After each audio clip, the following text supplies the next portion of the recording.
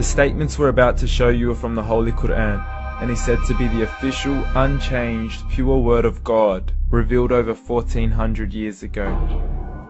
Claiming to be the word of God is a heavy statement, and without proof, or if a single contradiction is found within the book, the apparent word of God will be proven false. So without further ado, let's put the book to the test.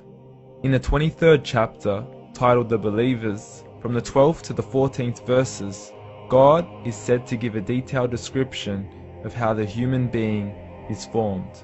It begins by saying, "We then placed him as a sperm drop in a place of settlement, firmly fixed. Then we made the drop into a alaqa." We will translate this word very soon. "And then we changed the alaqa into a lump. Then we made out of that lump into bones. And then we clothed the bones with flesh. Then we caused him to grow and come into being and attain the definitive human form." In the 21st century, we can now safely say that this verse is clearly describing the process of human development in correct chronological order. However, what we should be paying attention to in particular is the second stage, referring to the development of the embryo. The specific word used to describe the embryo in this verse is the word alaqa.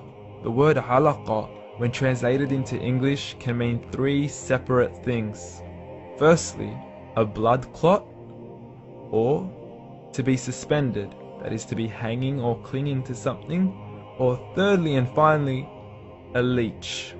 Now, all three definitions don't come anywhere near what we perceive to be the human embryo. So, why are these words used, and what significance do they share with the human embryo? Can the embryo be described as a blood clot? Well, what do you think? In the 3rd week of embryonic development, a tubular heart joins with the blood vessels to form a primordial cardiovascular system, and by the end of the 3rd week, the blood is circulating and the heart begins to beat on day 21. The first thing that comes to mind in regards to being suspended or hanging is the umbilical cord. But we can't use that example because we are simply referring to step 2, before the baby has even formed. But we now know today that the umbilical cord is formed from the connecting stalk. And the connecting stalk is formed as soon as the embryo is formed.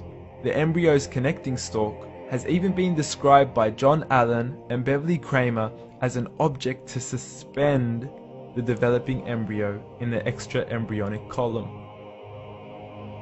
So an embryo is suspended and does have a strong resemblance with the blood clot. What on earth would an embryo have to do with a leech? Figure A shows the structure of an embryo at 25 days. Figure B shows a leech.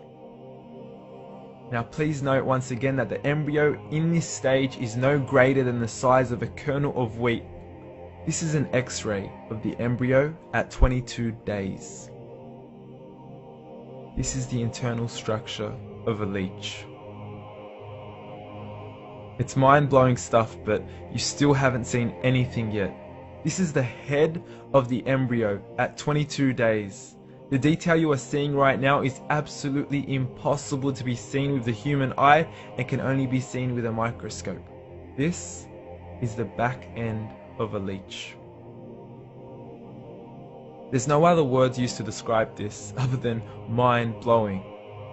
The pictures we have shown you are impossible to be seen with the human eye, or even to be predicted by the human mind. Once again, the verses we have shown you were revealed over 1400 years ago to a man who couldn't read nor write. Are these the words of God? Descriptions of the human embryo in the Quran cannot be based on scientific knowledge in the 7th century. The only reasonable conclusion is that these descriptions were revealed to Muhammad from God, from God, from God, from God, from God.